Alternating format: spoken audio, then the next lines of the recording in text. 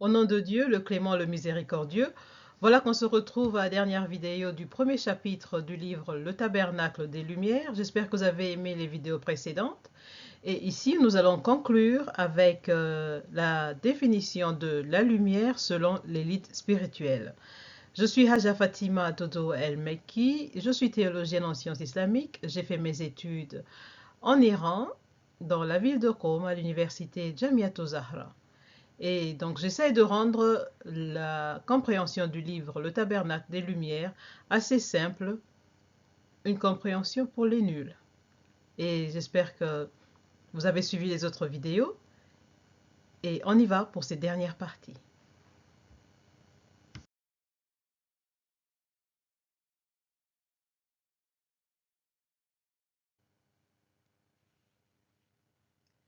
Alors, dans les précédentes vidéos, nous avons vu la définition de la lumière selon les communs des hommes, qui ont dit que la lumière serait cet élément qui fait apparaître les choses. Et on a donné l'exemple du soleil. Par exemple, le soleil fait apparaître les choses autour de nous. Et ça, c'était pour le commun des hommes. Et on se retrouvait un peu là-dedans, je crois, une grande partie de nous tous. Et puis, il y a eu ceux de qualifications spirituelles particulières qui, eux, ont dit que la lumière serait plutôt cet œil qui voit cette chose qui fait apparaître les autres éléments autour de nous. Après, il y a eu l'élite spirituelle, la définition de l'élite spirituelle, où on dit que la lumière, ce n'est ni cet élément qui fait apparaître les choses, ce n'est pas cet œil extérieur qui nous permet de voir les choses, mais ce serait plutôt l'œil du cœur. Et on a parlé des différents aspects de l'œil du cœur, tout en comparant l'œil du cœur, l'intellect, avec l'œil extérieur. Et on était arrivé à la conclusion que, selon l'élite spirituelle, la lumière n'est autre que Allah. La lumière, c'est Allah. Maintenant, on va parler un peu de la divinité de Allah d'après l'élite spirituelle. Donc, vous connaissez cette profession de foi que nous, les musulmans, disons La ilaha illallah. Donc, il n'y a de divinité excepté Allah. Il n'y a pas de Dieu à part Allah. Cette définition-là, aussi simple qu'elle soit, c'est pour les communs des hommes. C'est comme quand on expliquera à un enfant 1 plus 1 égale 2, donc on rend les choses vraiment très simples, et que c'est pour permettre à tout le monde de comprendre que nulle divinité excepté Dieu. Il n'y a de Dieu que Allah. Donc comme si on a une image de d'autres dieux, si on peut dire comme ça, et puis on te demande de rabaisser tous ces dieux-là, d'éteindre tous ces dieux-là que tu peux créer dans ta tête et te dire qu'il n'y a pas d'autre Dieu, il n'y a que Allah. Parce que tu peux te dire, est-ce qu'il y a un autre Dieu? Est-ce qu'il y a le Dieu des mers? Est-ce qu'il y a le Dieu de ceci? Non, il n'y a pas d'autre Dieu, il n'y a que Allah. Cette explication-là, c'est pour le commun des hommes. C'est pour rendre les choses très simples. Il n'y a de Dieu, il n'y a pas d'autre Dieu à part Allah. Pour ceux de l'élite, eux, ils disent simplement, il n'y a pas, à part lui, il n'y a pas lui. À part lui, il n'y a rien d'autre. C'est lui ou rien. Donc on ne parle plus de comparaison parce que je pense qu'on dit nulle divinité à part Allah, c'est comme si on comparait pour dire que toutes ces divinités-là que tu peux avoir, parce que vous vous rappelez par exemple l'histoire du prophète Abraham, alayhi salam, où à son époque, il y avait différentes statues dans la Kaaba qu'on prenait pour des divinités, et puis il avait cassé toutes ces statues-là. Ben, c'est comme ça que pour les gens du commun, c'est pour te faire comprendre, on va te dire, il n'y a pas d'autre divinité à part Allah. Alors, il a brisé toutes ces statues-là, il n'y a pas d'autre divinité. Et quand le niveau spirituel augmente, on comprend que il n'y a pas lui à part lui. Une fois que tu as touché à cela, tu comprends qu'il n'y a pas lui à part lui. On ne le compare pas à autre chose, on le compare qu'à lui-même. Il n'y a pas lui à part lui. Ça, c'est la définition, en fait, de... C'est comme ça que la profession de la foi peut être expliquée. Il n'y a pas lui à part lui. On va continuer. Alors, quand ceux qui savent qu'il n'y a de lui que lui, il n'y a en lui que lui, entrent dans un état d'ivresse, un état d'extase, et qui rend leur raison à l'impuissance. Ils sont extincts, ils oublient leur propre personne. Dans cet état d'extase où ils goûtent la lumière d'Allah, ils se mettent à déclarer qu'ils sont la lumière, qu'ils sont la vérité. Je suis la vérité. Ou encore, vous allez voir qu'ils vont déclarer que ma gloire est grande. C'est parce que dans cet état d'extase, cet état où ils ont goûté la lumière d'Allah, ils ont eu l'impression qu'ils sont devenus... Vous voyez ce que je veux dire? Ils sont devenus la lumière. Mais quand cet état d'ivresse diminue, termine, ils savent que ils ne sont pas la vérité. Ils savent que la gloire ne leur appartient pas, que leur gloire n'est pas grande parce que ils ne sont rien d'eux-mêmes. Ils sont ce qu'ils sont grâce à Dieu. Et donc pendant qu'ils sont dans cet état d'ivresse, les choses qu'ils disent ne peuvent pas être relatées à tout le monde parce que c'est pas tout le monde qui va comprendre cela. Ils savent qu'ils ne sont pas la vraie lumière. Mais c'est seulement dans cet état d'extase, dans cet état de communion, où ils ne font plus que un avec la source, en ce moment-là, ils se disent, je suis la vérité. Je crois que cet état d'extase doit être merveilleux, hein, où tu ne fais plus qu'un avec la lumière source. Et bon, on a encore du chemin à faire. On a encore du chemin à faire. Alors l'imam Ghazali nous aide à comprendre cet état d'extase en donnant l'exemple d'un verre. Il dit, le verre est tellement mince, il y a le vin dedans, le verre est tellement mince et le vin tellement clair qu'ils se confondent. Et qu'il y a un doute. C'est comme si il y avait du vin et pas de verre, ou comme s'il y avait un verre et pas de vin. Et quand cet état finit par l'emporter, celui qui est le siège, extinction, fana, et plus exactement, extinction de l'extinction. Car il est éteint à lui-même et éteint à sa propre extinction. Rappelez-vous, cette vidéo, c'est pour les nuls, donc on va essayer de rendre cette partie-là encore un peu plus simple. Donc, ceux qui goûtent à cet amour-là, qui sont dans cette extase, qui ne font plus qu'avec cette lumière source, c'est comme si vous avez un objet, le verre avec vous, un verre qui est tellement transparent que quand vous regardez le verre, vous n'avez pas, est-ce que le vin qui est dedans et le verre, est-ce que c'est le verre qui a le vin ou bien le verre n'a pas de verre? On ne sait plus, ils sont confondus. Et donc pendant cet état d'extase, le sage disparaît. Il n'est plus lui-même. Parce qu'il fait un avec cette lumière-là. On ne sait plus, est-ce que c'est le verre, est-ce que c'est le vin? Le sage disparaît. Il n'a plus conscience de sa personne. Il est extinct.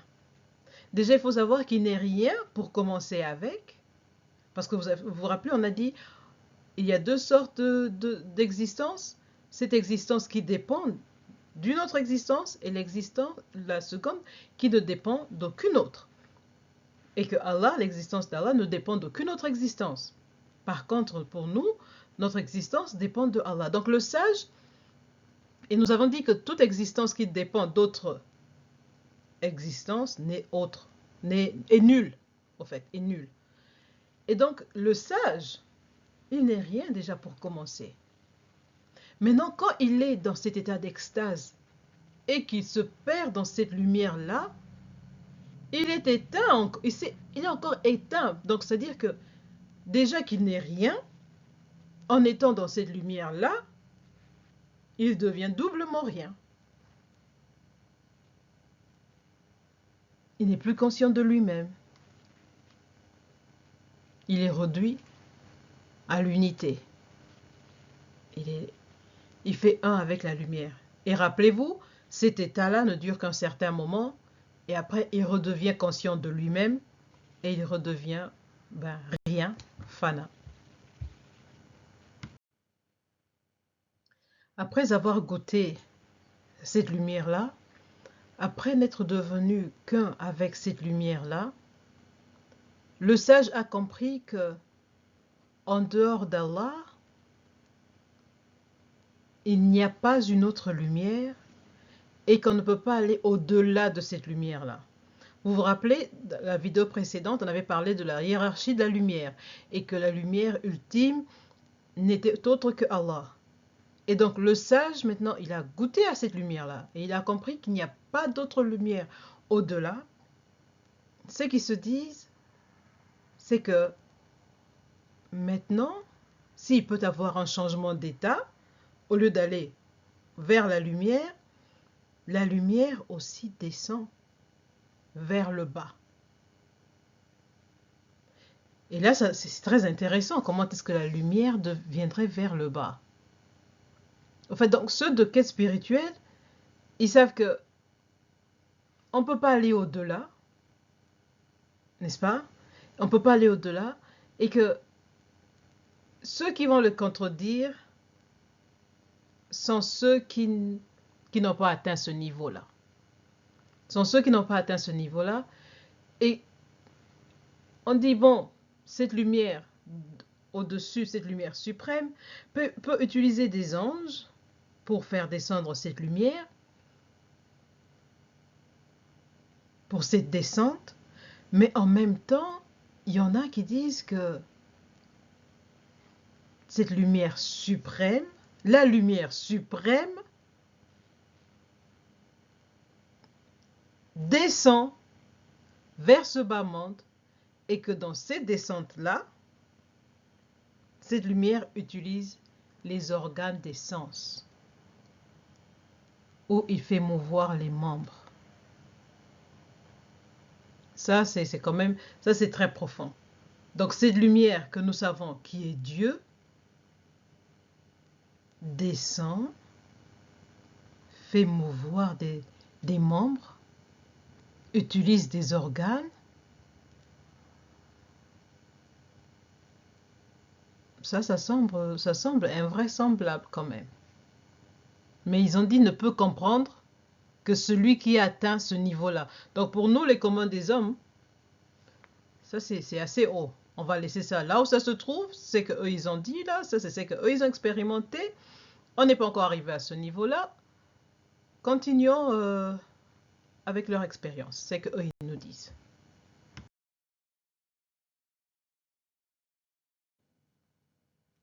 Pour mieux nous faire comprendre cette descente, l'imam Ghazali se réfère à un hadith Qudsi. Vous savez, un hadith Qudsi, ce sont les paroles de Dieu, mais qui ne sont pas dans le Coran. Ce sont des paroles divines, mais pas dans le Coran. On appelle ça hadith Qudsi. Ça mériterait une autre vidéo.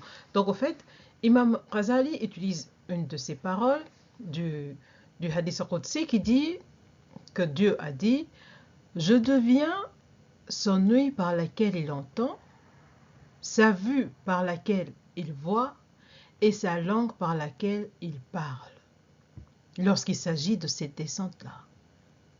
Donc, si il est son œil, sa vue et sa langue, c'est donc lui qui entend, lui qui voit et lui qui parle et personne d'autre, n'est-ce pas? Et aussi, ce qu'on peut dire, c'est que cet être qui se réalise, cet être qui entre en communion avec Dieu, cet être qui entre en communion avec la lumière et qui ne fait qu'avec la lumière, où on ne sait plus est-ce que c'est le vin, est-ce que c'est le verre, tout est confondu. En ce moment-là, on ne sait plus si cet être-là, quand il est en train d'agir, quand il est en train de regarder, quand il est en train de parler, est-ce que c'est cet être-là, ou bien est-ce que c'est la lumière suprême? On est confondu. Quand il y a cet état d'extase qui ne se réalise que dans les personnes qui ont atteint ce niveau très élevé de spiritualité. Et quand on réfléchit que c'est de cette manière-là, par exemple, cette parole que nous avons parlé plus tôt de « je suis la vérité », quand cet être qui atteint ce niveau, cette extase dit « je suis la vérité », je ne fais qu'un avec Dieu, enfin je ne fais qu'un avec la lumière, en ce moment-là, on peut se dire que cette lumière-là devient alors la vue par laquelle il voit, n'est-ce pas? Les membres de cet être-là sont utilisés par la lumière.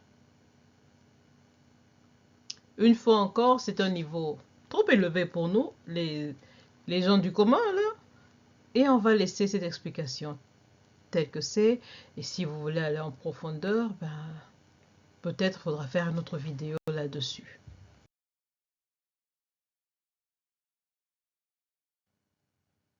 En parlant de descente, il est temps de faire le récapitulatif du premier chapitre du livre Le Tabernacle des Lumières par l'imam Razali. Un ami à l'imam Razali lui avait demandé l'explication du mot « lumière » dans la sourate 24, verset 35. L'imam Razali lui avait dit que répondre à cette question-là ne serait pas chose facile, mais il a quand même essayé de le faire. Ainsi, il a répondu selon 3 catégories des gens. C'est qu'eux, ils pensaient du mot, leur définition du mot lumière. Les 3 catégories, c'était d'abord les gens, les communs des hommes, ceux de qualification spirituelle particulière et l'élite spirituelle. Alors, la première catégorie a dit que la lumière était ces choses qui fait apparaître les éléments autour de nous. Par exemple, le soleil fait apparaître les choses autour de nous. Donc, c'est cet élément-là qui fait apparaître les choses autour de nous qui serait la lumière. Et ceux de qualification spirituelle, la deuxième catégorie, a simplement dit que c'est plutôt l'œil, cet œil externe, qui nous permet de voir ces choses extérieures, n'est-ce pas? Ces choses qui apparaissent autour de nous. Et l'élite spirituelle se ramène en disant que la lumière, c'est plutôt cet œil que nous avons dans notre cœur, l'œil du cœur, qui serait aussi appelé intellect. Et cet œil du cœur-là serait plus approprié, après avoir expliqué le pourquoi, l'élite spirituelle nous a emmenés vers une autre dimension en expliquant que la vraie lumière, au fait, la définition de la lumière ne reviendrait que à Allah. Et que tout autre exemple donné sur la lumière ne serait que métaphorique. Et que la lumière, vraie, ce n'est que Allah. C'est ce qu'on peut conclure du premier chapitre du livre Le Tabernacle des Lumières par l'imam Razali.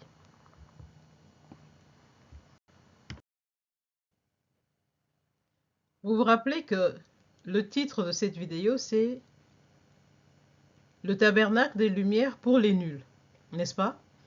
Alors, à la fin de ce premier chapitre, Imam Razali a dit ceci. Il a dit dans ce livre que les clés des cœurs sont dans la main de Dieu. Il les ouvre à qui il veut, comme il veut, par les moyens qu'il veut. Pour l'heure, ce qui s'ouvre à toi se présente sous la forme de ces 3 chapitres-là dans ce livre, ok? Et que ceux qui sont incapables de comprendre cela, ceux qui sont incapables de comprendre ce qui a été dit dans ce premier chapitre, renoncent à ce genre de connaissances. Car pour chaque science, il y a des hommes particuliers et chacun a des facilités pour ce en vue de quoi il a été créé. Bon, on a essayé de rendre ça assez simple.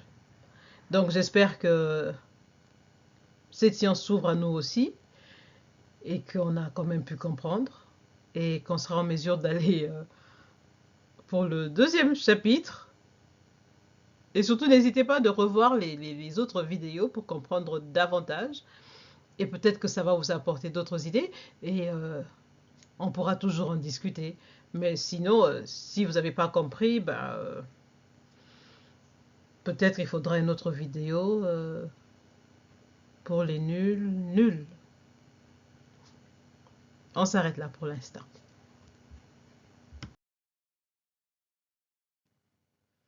Je vous demanderai de vous abonner et de cliquer sur j'aime si vous avez aimé la vidéo et aussi de partager. Comme ça, la lumière peut s'étendre beaucoup plus largement. Et surtout, si vous avez des idées, des commentaires à faire, n'hésitez pas à les écrire ou peut-être à m'envoyer des emails. Vous avez mon email qui est marqué là. Et si vous avez un livre que vous aimeriez que je puisse commenter pour les nuls, si je parviens à mettre la main dessus, peut-être ça pourra être fait. Et merci une fois encore et à la prochaine. Surtout ne manquez pas le deuxième chapitre du livre Le Tabernacle des Lumières. Merci. Wassalamu alaikum wa rahmatullahi wa barakatuh.